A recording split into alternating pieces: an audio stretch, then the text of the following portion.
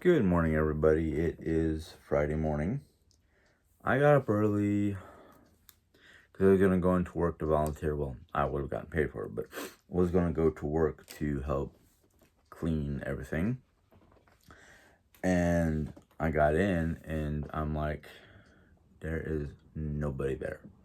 Literally nobody there. Except for one supervisor and one worker. I don't know exactly what his position is. He kind of does a little bit of everything. But I was like, well, I came in thinking I'd be helping clean. And they're like, oh, no, we closed yesterday and cleaned everything up before we went home. And I'm like, okay. And of course, I asked them questions about there's a holiday party that I put my name on, like I was going to go to the 21st. I just have to find out where the location is. I have a picture of the information. I just got to figure out where the particular location. So I'm like, okay, cool. So I came home. I sat here in my little room and did some reading and trying to decide what I'm gonna do. Jerry's asleep still. I don't want to wake her up. I want her to get as much sleep as possible because the last couple days she's been really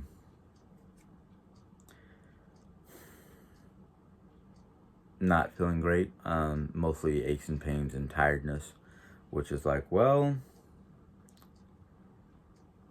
you got new components on in your body. You've got a back brace you got to deal with. I can understand being tired between the medication and the PT. In fact, I'm going to help her out with some of her stretches because she can't really do it on her own. So, that thing. Yes, I'm drinking a soda already because I had a problem last night because, what coffee can do to the body besides wake it up. But, let's talk about the comments that were made, and I want to kind of clarify and whatnot some of the information. I'm not going to do the first one yet because it's one of my favorite subjects and it's probably going to take the rest of this video. But one of the questions or comments was, why can't Jerry take the rollator into the bathroom? Well, it's a twofold situation. The way the bathroom door is and whatnot, it is not wide enough for Jerry and the rollator. I would have to literally take the door off the hinges and put a curtain rod with a curtain over where the door was. That's the main part. The other part is it's a narrow bathroom. I mean, when you walk into the bathroom door and you've got the furnace closet, then the bathtub, and then over here you've got cabinetry, then the toilet, and then just a blank wall with a window on it. So there's no real maneuvering the rollator for her to get in, and it's easier for her to push than pull on her one good leg. The doctors right now don't want her to put any pressure on that leg for two reasons. One, it has to have time to heal. Two, they don't want her to put too much pressure on the hip area because when they went to put as they call it, a nail through her leg to help support it, they found a fracture in the hip and they had to repair that before they can do anything else. So they're wanting to give that whole leg time to heal up.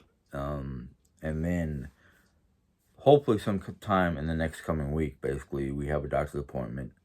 Hopefully the doctor will be able to examine, do an x-ray, the whole 9 yards, and go, okay, you can start bearing weight, just be just gingerly put weight on there. Don't put your full weight on there just yet.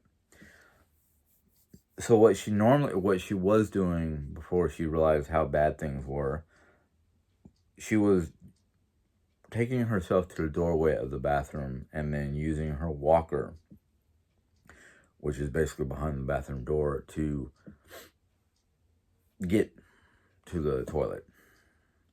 So hopefully by next week they'll be like, yes, you can start using your walker. You can start walking,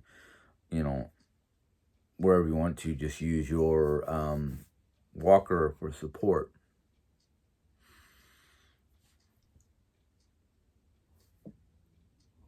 So that's where we are in that situation. So hopefully, I think it's Tuesday or Wednesday, we'll find out if she can bear any weight on her leg and start using her walker, or being able to use her rollator as a walker, that she'll have a little bit more control. It's not as much lifting and all that stuff you do with a walker. So I'm looking forward to those days, because then hopefully she'll only have to use the commode for emergencies in the middle of the night, because to be honest with you, I can't wait to get rid of the dang thing. I understand the necessity and purpose and whatnot, but sometimes it's just like, really? Okay. Don on the gloves, don on the mask, and do my thing. But otherwise, Jerry's health is pretty much, we had an appointment yesterday, or should say she had an appointment yesterday. According to the blood tests and results and whatnot, she's basically, by their book, doing good.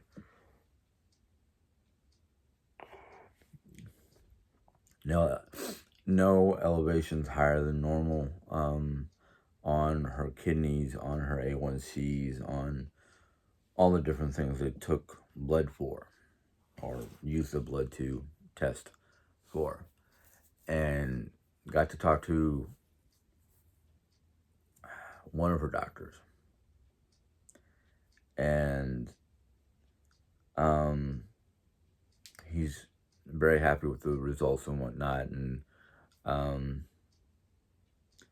they're hoping that as soon as they get, I think it's a week from today, or is it 2 weeks from today? I can't remember. But in the short future, she's going to finally be able to go in for her radiation therapy. Not the chemo, not the little pill, but the actual in-hospital chemo process.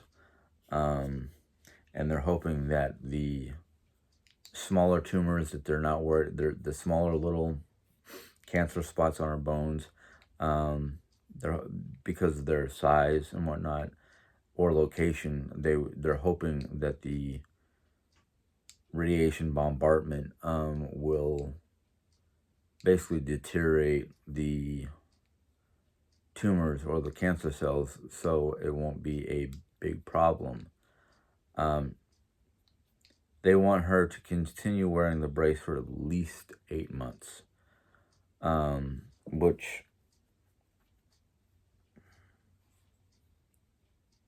I'm fine and dandy with that. I just think that, or not think, but I wish that we would realize what the aches and pains that Jerry was having a year ago were pertaining to. But Jerry, being the stubborn person she is and whatnot, just kept on going, no, I'll be fine, I'll be fine, just, I need to rest, blah, blah, blah. It was actually not going away, it was getting worse. And not knowing how cancer attacks the body or how the body reacts to cancer, trying to give the rest of the world the telltale signs of, hey, there's something seriously wrong here. And it's not just simple aches and pains. But me not knowing better and Jared just being stubborn to go to the hospital, it took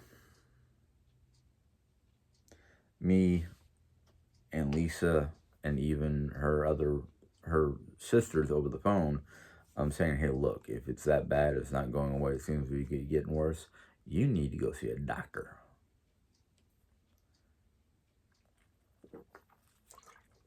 So, my thinking, granted, hindsight is 2020, but I was thinking that if we knew a little bit more, we could have gotten it a little bit faster and it wouldn't have been as severe. The next subject that was talked about in the chats, I really wanted to get, sorry, my nose itches. I like questions like this, even though it was more of a off, just a simple comment of, where Yellowstone National Park is. And this lady said Wyoming, like it's just in Wyoming. And one of you other viewers put on there, no, it's 3 states: Idaho, Wyoming, and Montana. And now I'm going to give you a little bit of what I know about Yellowstone's size. Yes, it is in the southwest corner of Montana. Montana takes up about 95% of the park. Idaho has about it's either Idaho or Wyoming that has 2% in the other state. I think it's Idaho has about 3% and Wyoming has about 2%, if I remember the map in that area. It is a 3.3 million acre park. It is actually considered one of the largest parks in the world. Yellowstone was also the key national park that made all the other national parks here in America possible. A lot of people from foreign nations who are looking to establish parks in their homeland uses Yellowstone National Park as a map or a blueprint of how parks should be. Not the size, but the method of operation, which is basically simple. You go to Yellowstone National Park, you can visit, you can see all the sites, you can stay in your car and see what a buffalo blockade looks like. You can go hiking, just, before you go hiking in the backwoods, it's always best to take a course with the national park people there in Yellowstone, because they will tell you how to go through the park without being a nuisance, yet keeping yourself safe. The do's and don'ts.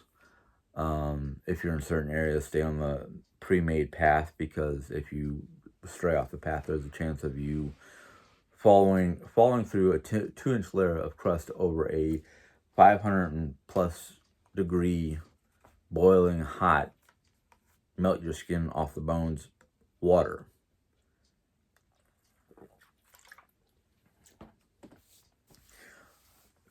Yellowstone National Park is only closed between early December to May. No, because I got hired and I started working in March, and that was the pre-tourist season.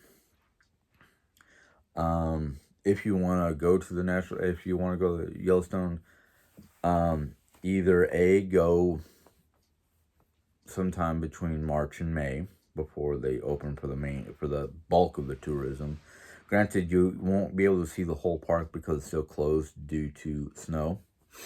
Or go in late fall before it starts snowing around August, September, and October, because that's when the park has less people, because most people have to be back to their home territories, so their young ones can go to school, or if they're college kids, go back to college. Be prepared when you go up there. Be prepared for all seasons at any time of the year. Like the first time I was there, it snowed in July. Yeah, in July. As the park rangers told us, if you want to know what the weather is going to be like, look outside. If it feels cold, it's going to be cold. If it feels warm, it's going to be warm. If it's cloudy, if the clouds are coming from the north, it could snow. If the clouds are coming from the south, it could rain at any time of the year. Um, One of the things I will tell you is be mindful of the wildlife. They are wild. There is no petting zoo. There is no, can I get on the buffalo? Um, can you bring a bear out so I can watch it? No. We don't do nothing with the animals unless they're the two-legged type. Um, if you didn't get the joke, I'm talking about people with kids that are just, not mindful. They're screaming and hollering and running around crazy.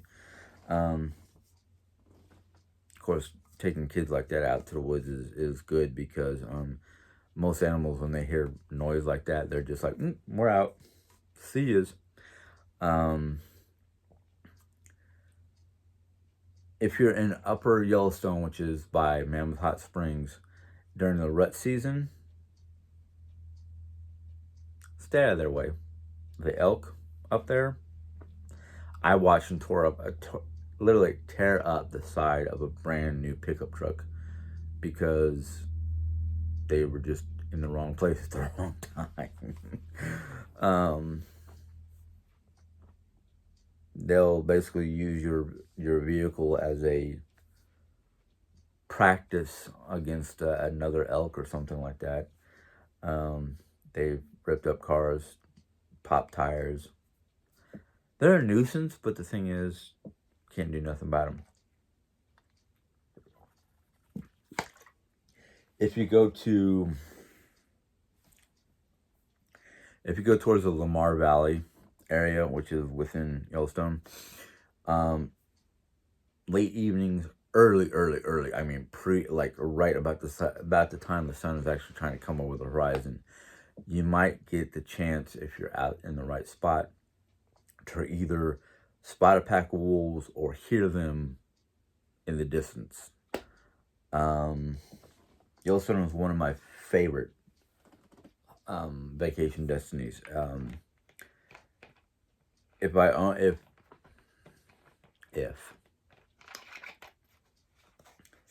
had owned an RV or a camper of some sort, or if Jerry and I can make enough money through YouTube and sell everything, and get an RV, that's what I would be trying to get her to do, and I'm pretty sure she wouldn't mind doing, is working, like going to various national parks at various times of the year, or, let's say next year, 2022. Spend the summer working in Yellowstone while on our time off we go visit, go around the park, go around some of the, there's Gardner, Montana, there's Jackson Hole, there's Cody, there's West Yellowstone, there's, Northgate, Gardner, Montana. Westgate would be West Yellowstone in Idaho. Jackson Hole, Wyoming is the south gate, and the east main gate is Cody, Wyoming, or Cody, Montana. Or is it? No, it's not it's Montana. It's Cody, Montana. We just call it Cody. They have small little quaint towns for tourists, or Jackson Hole, which is a huge tourist trap. Jackson Hole, Wyoming is awesome. I've only seen a little bit of it. It has ski resorts for the wintertime. It has all kinds of visitors all year round because it literally sits between Yellowstone and what is it that it's some sort of, I don't know if it's a national park or just state park or what, but it's a protected piece of land with some attractions, I think. I have to look at my map now because I don't remember what it was. But Jackson Hole, no. I can't remember what was south of Jackson Hole. I just know it sits in between Yellowstone and some other national park or something like that. But no, I mean, Yellowstone,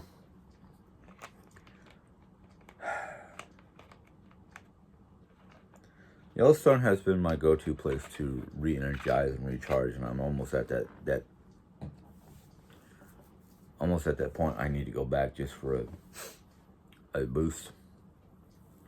But I guess I'll just have to look for something nearby just to go chillax at. Now that I'm driving on the highway, I can probably go up to Merrimack Park. They've got camping sites and kayaking. And one thing I'd be interested in camping and hiking, but then the fact that there's Merrimack Caverns. If I want to go, traipse through the caverns, there's up past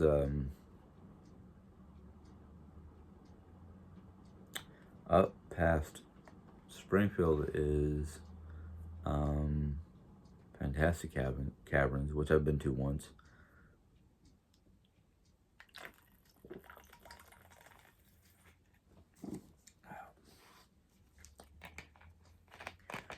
My only soda. I had bought that this morning going to work thinking I'd be working and I needed a boost. But hey, things turn out for whatever reason. I don't know. Maybe I'm meant to be around the house just in case something happens.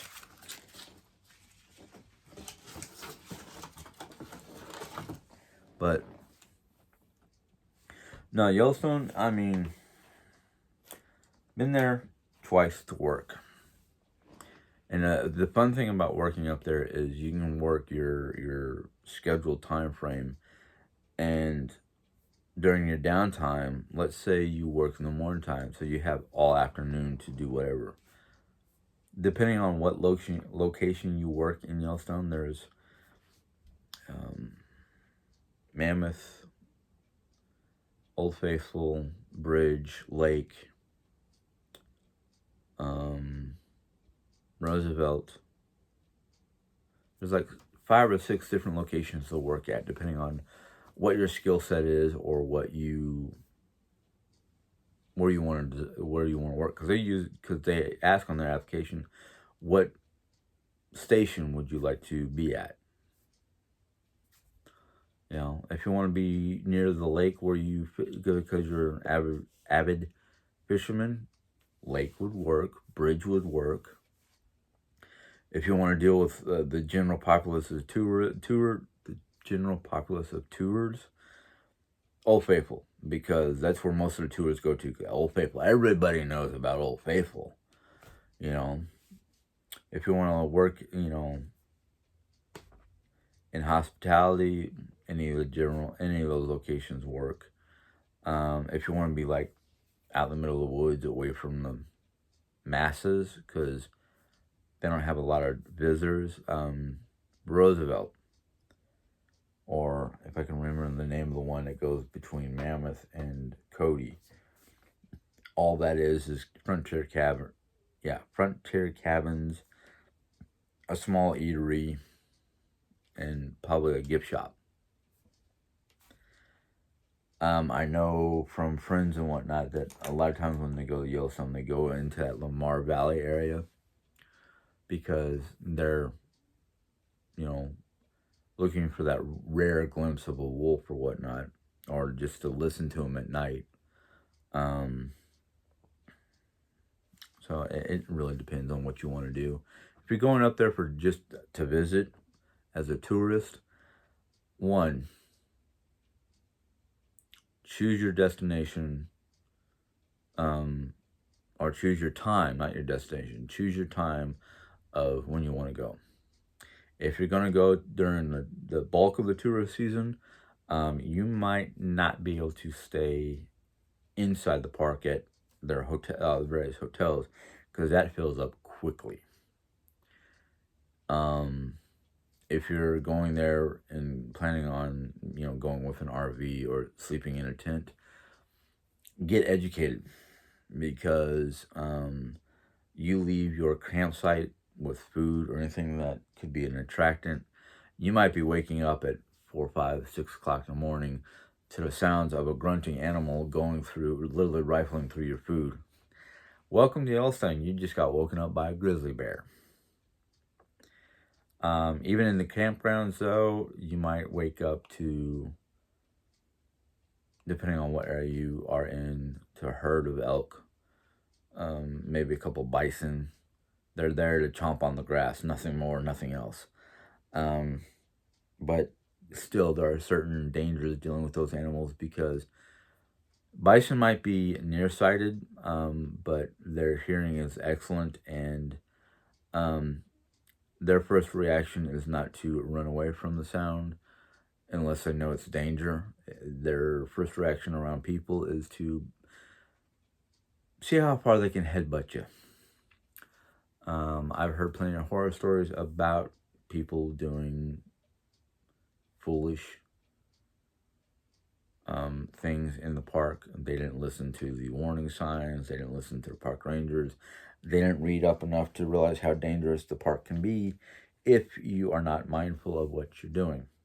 Because if you're not mindful of what you're doing, you can learn how to fly without a plane. You can learn what it feels like to be molten lava or swallowed up by extremely hot, melt your skin right off your bones type stuff. I know a lot of people go out to Yellowstone and they buy what they can buy locally. It's called bear spray. Basically, what bear spray is industrial strength pepper spray. The only difference is it only works if you spray the bear straight in the face. If you think by spraying your bear spray all over your campsite, no. Because once the acidic factor of the bear spray stops working, the smell will become an attractant to the bear. It's a double entendre. Of course, if you get close enough to use bear spray on a bear and survive, you're either a very good shot, and granted the bear spray is pressurized, so it can be propelled up to, what did I say, 20 to 30 feet. But still, be mindful of the dangers of wildlife. So it's like, I can tell you horror stories that I read about and was told, and I was like, yeah, I don't think I'm going to be straying off the boardwalk path. Just to give you a real quick synopsis of the story is,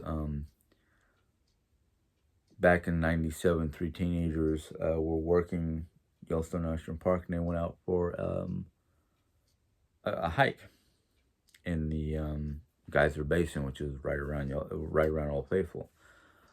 But anyhow, it was getting dark, and they decided, because they saw the footprints of bison on the crusty earth, that they can follow suit.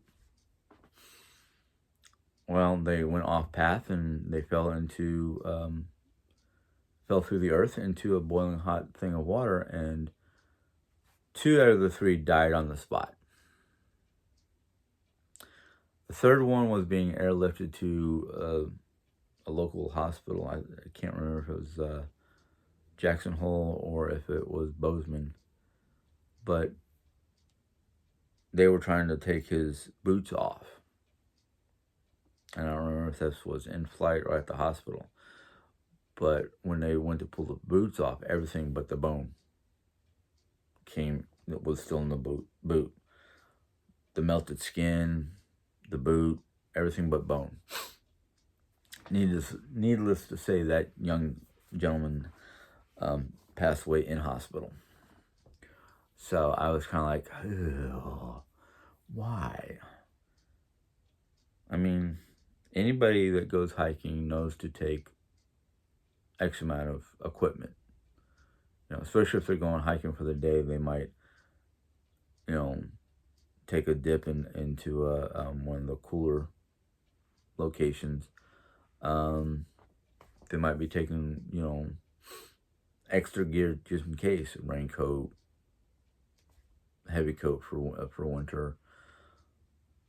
I always know that if I go hiking, I take a flashlight because I don't know when it's going to get dark. And I don't know how, sometimes I don't even keep track of how far I've walked and sit there and go, oh, I better turn around now before it gets dark. And I'm walking back to wherever my vehicle is or wherever I'm staying or whatnot with, if it's not one flashlight attached to my backpack shining a light forward, or one of those headlamps shining light, shining bright light forward so I can see where I'm going. That in factor, nighttime, the hours between dusk and dawn, or basically the early morning or the evening, right as the sun is coming up or the sun is going down, depending on what time of day it is. That's when a lot of the daytime predators or daytime creatures start waking up and looking for their breakfast. Wolves, they won't do much to anything or anyone unless it's one of those lean seasons and they're starved and you smell and look like a piece of meat walking through the grassland. Wolves won't mess with you. Most predators won't mess. Most predators of Yellowstone won't mess with anything unless it's either you're coming around one corner, it's coming around the other corner, and you startle each other. Most people's first reaction, besides to scream bloody murder, is to run. No. Just about every predatory animal on the face of the planet, if whatever it is they run across or come across turns tail and runs, it triggers that predatory instinct of, oh, food, because it's running away. Not, oh, this is a strange thing, strange object. A lot of times, most predatory animals will be the first ones to back away. Unless the animal smells fear on you, or you run like a, that's one of the biggest things you do not do when it comes to predators is run. You start making noise, stomping your foot. If you've got a walking stick, put it over your head like it's, try to make yourself bigger, noisier, more aggressive, basically, without being aggressive. Because a lot of times when you do that around certain kinds of predatory animals, they're most likely to back away and go, yeah, I don't know what this is. It's irritating. I'm walking away. The only predator animal I know of that wouldn't care less is a mountain lion or a cougar. The noise and whatnot might make them back away, but if they're wanting to take a bite out of you, they'll find a way around the irritating noise and whatnot. And the best thing to do is try to, you don't want to keep contact with the animal because that might agitate them, but try to follow them so they don't sneak up behind you.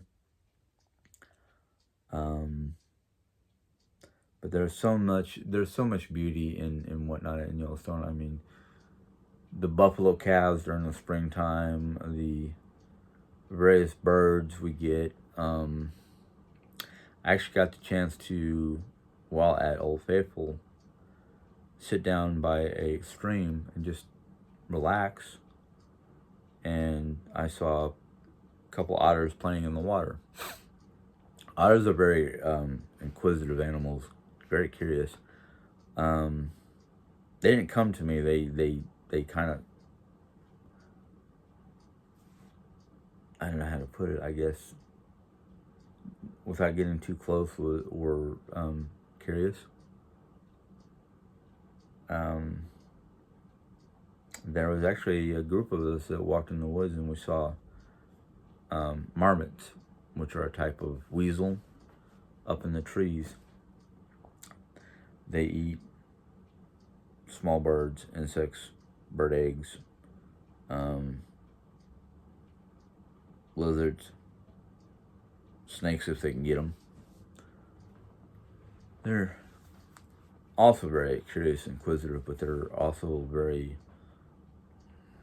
I don't want to say aggressive, but like a lot of animals, if there's something that they smell that seems edible, they'll try to take a bite of it or steal it.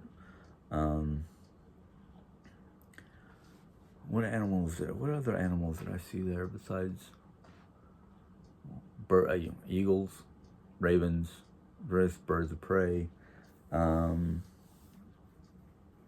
Especially if you're around lake because they like the water. Um, you know, the otters, the marmots, rabbits, chipmunks. The chipmunks were crazy. Trumpeters, swans, blue herons, egrets. We get there's a variety of animals out there to go see if you're wanting to see animals in their natural habitat. Just be mindful of your distance between them and you. Like I said, a bison jam, that's very interesting. But try to stay in your vehicles because you don't want to spook them. Is basically to herd a buffalo going across the street, and all you can do is stop and let them make their way through. Once in a while, you might see a mama bear with her cubs near the roads. But one of the biggest things about Yellowstone is their rules and regulation. One, anything you see in the park, antlers that came off of a elk or something like that, you can't touch them. You can't take them out of the park. That's a $500 fine right there. In fact, there's a list of fines at the gates when you come in. They'll literally be like, if you're caught poaching, if you're caught stealing, taking stuff out of the park, basically, if you're caught with something that you did not purchase in a gift shop, it's considered a no-no, and you can get charged for it, depending on the severity. They actually caught a gentleman red-handed who just shot a elk or something like that with a bow and arrow. Not only was he was slapped with a $2,500 fine, but he ended up spending a month and a half in jail for it. And basically, the guy was like, "Oh, I already found it like this." And no, we saw you. That was a report that they saw him actually shoot the arrow at the elk. And the thing is if somebody finds, like, let's say you walking through Yellowstone, you find a dead or dying elk. There's nothing you can do about it. You just have to leave it alone and let Mother Nature take care of it. But there are more than a dozen national parks globally that were modeled after Yellowstone. Basically, you can take all the pictures you want, and the only thing you're supposed to leave behind is footprints. You leave your garbage behind, that's a fine. You throw something out of your vehicle, that's a fine. And they basically, if you throw out like a cigarette butt, like I've seen so many people do, on the highways and whatnot, you do that in Yellowstone National Park, they're going to find you for littering, and then they're going to find you for the possibility of starting a forest fire. Ground out there is dry. The big forest fires that happened, I don't know how long ago, 10 years, 20 years ago, part of them were started by natural events, lightning. But they found out there was at least 2 fires that were from unobserved campfires, and one of them, because of the evidence and whatnot, Somebody threw out a lit cigarette. Yeah. But, let's see here. I think the last time I went was in 2010. And I think those forest fires happened earlier 2000, because by the time I got there, you can still see some of the scorched trees, but you can also see all the post forest fire growth. I mean, like, literally, Mother Nature takes care of her own. But Yellowstone is one of those places that just seems so magical and whatnot. And a lot of people are like, oh yeah, you want to see magic, you should go to Disney. No. You want to see magic, you go to a national park. I mean, Disney is great for people who want to look for entertainment. But Yellowstone is more for the people who love nature, who want to see nature in its natural functioning, not man-controlled type situation. I heard stories about people getting in trouble and getting fired for,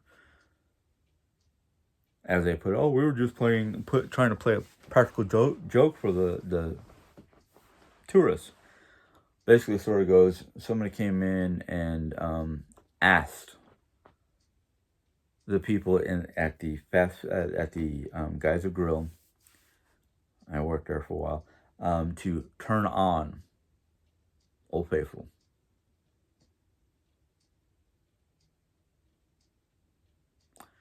Turn on Old Faithful.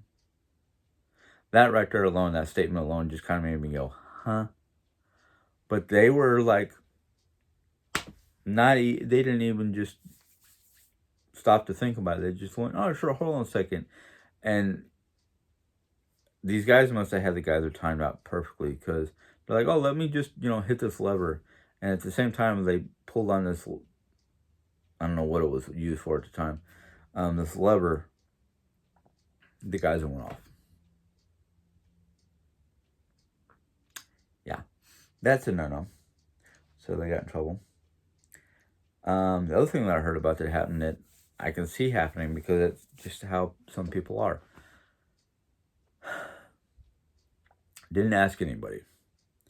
This elderly couple was in the park, and they saw a buffalo just grazing away at the bottom of a tree. The tree was 10 foot tall. And the gentleman was on the other side of the tree. And he loudly said, hey, take a picture. So as she's getting ready to take a picture, the buffalo went around the tree, hit the old guy, launched him up and over the tree, and then back down. Well, needless to say, the gentleman lived, but he had severe broken bones and whatnot, and he wanted to sue the forestry system.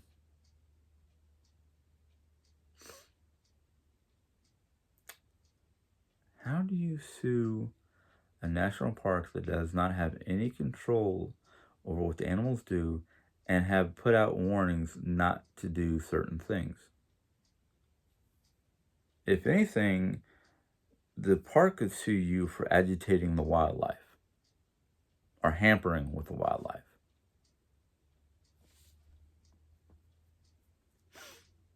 And here's my last one, and this is my favorite one. This was told to me by somebody who worked the front desk in Old Faithful for years, like 15, 20 years.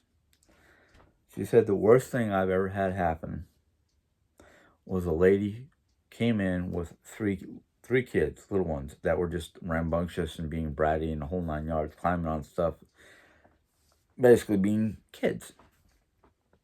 Wild kids, wild children. And how the lady goes, so what time of night do you put your animals in their houses? And she said, without a beat, my coworker looked at her and said, when do you put those three to bed? Without missing a beat. It's kind of funny because of the fact that, a lot of people come into the park not realizing we, the workers who work with a company that has been given a contract by the government to do the human operations in the park. We don't, nobody does it. The park rangers, the employees, the whole thing. We don't do nothing with the animals. We leave the animal. We give the animals a wide berth because you can never tell when they get agitated and decide to charge at you. You know, it's best not to be in their way, especially when you have a 600-pound buffalo, bison, however you want to call them, charging at you. That they get up at their full speed of 30 miles per hour. There ain't much stopping them. Not much. Same with a grizzly. They can have bursts of energy for 50 or so yards at 25 to 30 miles per hour.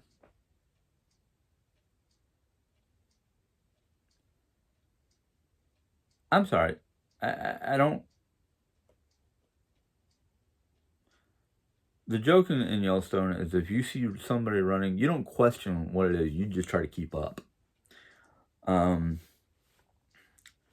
That and the other thing, which is kind of a cruel joke, it's kind of a funny but cruel joke, is the bear's going to stop when it gets something, and I don't want to be the first thing it can grab. So, be faster than the person who ran past you. Because the last time I was there, one of my friends who was a chef for the employee lounge, or one of the cooks, basically, wasn't in charge, but he was the one he was one of the main cooks. But he came out one spring morning and turned the corner of his dorm right there in the middle of the Old Faithful complex. Well, I shouldn't say in the middle, kind of off to the edge, but still close enough. That when he came around the corner, there was a mama bear with 2 cubs, and he tried to turn around and go back around the corner to get back inside the building. Well, mama bear must have caught him just right, because he ended up getting rushed to the doctor's office with 47 stitches on his butt. And I went, that's some real stuff. That's not a story. That's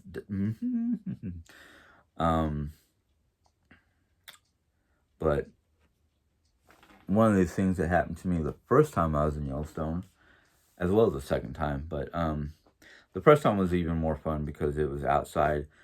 A bunch of us were sitting outside our dorm, and there was chipmunks running around out from underneath the building, out from underneath the stairs that went into the building. And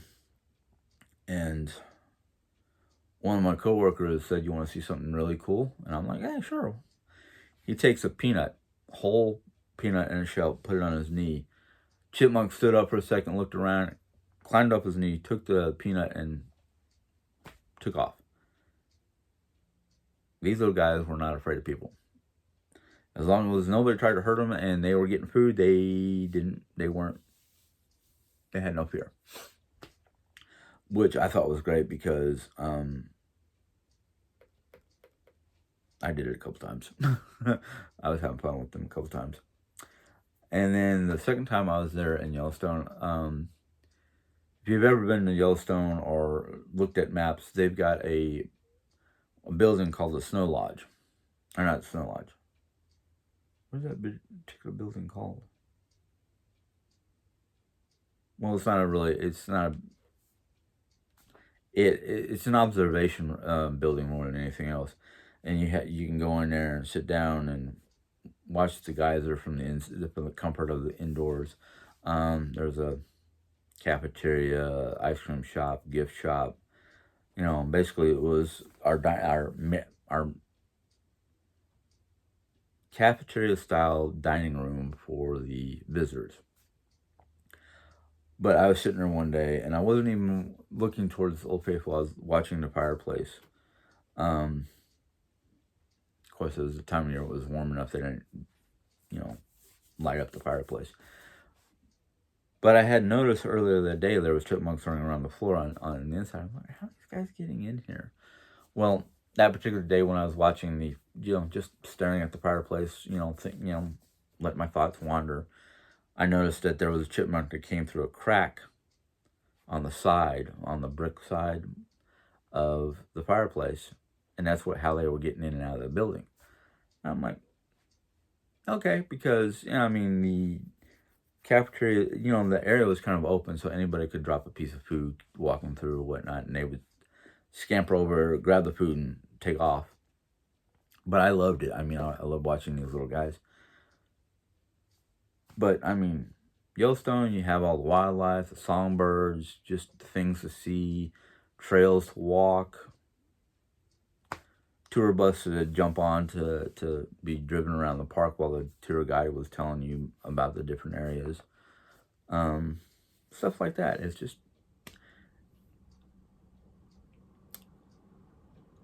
if I was 20 years younger, had the vehicle I wanted, stuff like that, that would be like one of my must return to at least one more time, 2 more times maybe. Not as a worker though, as a tourist. And I'd love to be able to get Jerry through up there to see it. But like I said, if you're going to be a tourist, you need to plan this out ahead of time, because sometimes, depending on what part of the park you want to stay in, there's a wait list. Especially for the middle of the tourist season. You could be on a wait list for a year or 2. And that includes all the towns around Yellowstone. You might have to try to book a hotel room or suite or something like that pretty far in advance. Unless you've got an RV or you want to brave camping, it might be difficult for you to stay in the park, or you might have to drive to and from Bozeman. Bozeman is like one of the nicer close by towns besides Jackson Hole. Bozeman is like Raleigh. It's a college town. So during the summertime, there's not as many college kids in Bozeman, but it's not the capital state or capital city, but it has a fairly good airport. But anyhow, yeah, if you want to hear more about Yellowstone from my perspective and the things I had fun doing in Yellowstone, you can always ask. Things of that nature. So, if you enjoyed this little vlog, go ahead and give it a thumbs up. If you have any questions or comments about Yellowstone or anything that I talked about on this video, go ahead and ask. If you're new to my channel and you like this vlog and you've seen other vlogs and want to see more, you can click the subscribe button, and once you do that, there's a little bell that pops up. You click on it for notification of when I put my next video on. So until next time, you guys have a good day. Enjoy. Bye.